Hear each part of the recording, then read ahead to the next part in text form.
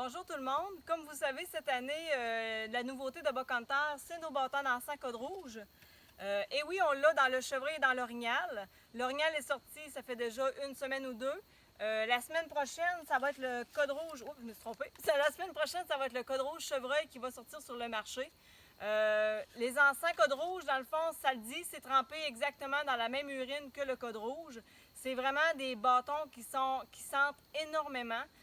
Qu'est-ce qui est important durant le temps de la chasse? Oui, c'est de sentir, parce qu'oubliez pas qu'une femelle chevreuil ou orignal, durant le temps de l'accouplement, ça sent énormément.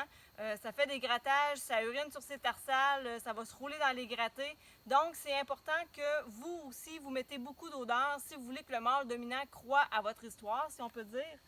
Donc, comment on utilise les bâtons d'encens? Eh bien, moi, je chasse avec ça depuis au moins une vingtaine d'années, les bâtons d'encens. C'est vraiment une façon de mettre de l'odeur pendant une plus grande durée de temps que de sprayer de l'odeur. Donc, c'est de l'urine. Ceux-là, j'ai pris le code rouge chevreuil. Ils sont trempés dans le même code rouge que l'urine de code rouge chevreuil. Et ils sentent énormément. La façon de les utiliser, vous allez les allumer. Moi, quand je marche, je vais marcher toujours avec mes bâtons d'encens. Pourquoi? Pour pouvoir faire une ligne d'odeur avec mes bâtons d'encens. Donc, je vais mettre mes bâtons ici, chaque côté de mon pack-sac, que je vais marcher avec pour pouvoir faire une ligne d'odeur de mâle et de femelle. Pour le code rouge chevreuil, c'est de l'urine de mâle dominant tarsal. Donc, l'autre bâton d'encens, je vais utiliser une biche. Pour ce qui est de l'orignal, c'est de l'odeur de femelle en chaleur exclusivement.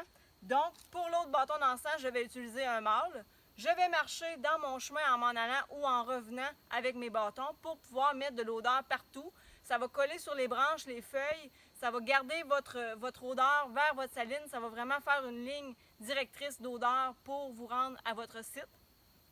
Ou vous pouvez les planter directement où est-ce que vous chassez. N'oubliez pas de toujours, où est-ce que vous faites des grattés, où vous mettez vos bâtons d'encens ou vos tampons. Il faut toujours que vous le voyez. Dites-vous une chose, la chasse, c'est comme une scène de théâtre. Ça se passe toujours devant. Si vous mettez beaucoup d'odeur à des places différentes où est-ce que vous ne voyez pas, le gibier va s'attarder à ces places-là. Donc, s'il s'attarde là, c'est peut-être la demi-heure ou l'heure que vous avez perdu à clarté pour pouvoir faire votre chasse. Donc, j'ai nettoyé mon sol ici. J'ai vraiment enlevé tout ce qui pourrait causer un incendie parce qu'il ne faut pas oublier que c'est des bâtons d'encens. Il n'y a pas de danger, mais il faut quand même toujours être prudent. Donc, je vais allumer mes bâtons d'encens comme ça.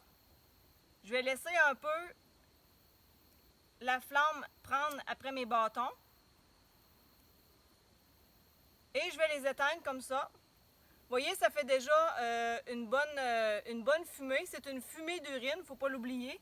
On va les planter ici et on va les laisser fumer d'urine si on veut. Ça nous permet de voir où est-ce que le vent va. C'est vraiment une belle façon aussi de voir pour le vent que je me fais souvent demander. Et ça met de l'odeur toujours constante à votre saline. Donc, les bâtons d'encens, si vous ne connaissez pas ça, c'est vraiment un beau produit à essayer cette année. Et en plus, on sait que l'urine code rouge a fait ses preuves depuis déjà 3 ans. Donc, je vous souhaite bonne chance, bonne saison à tout le monde.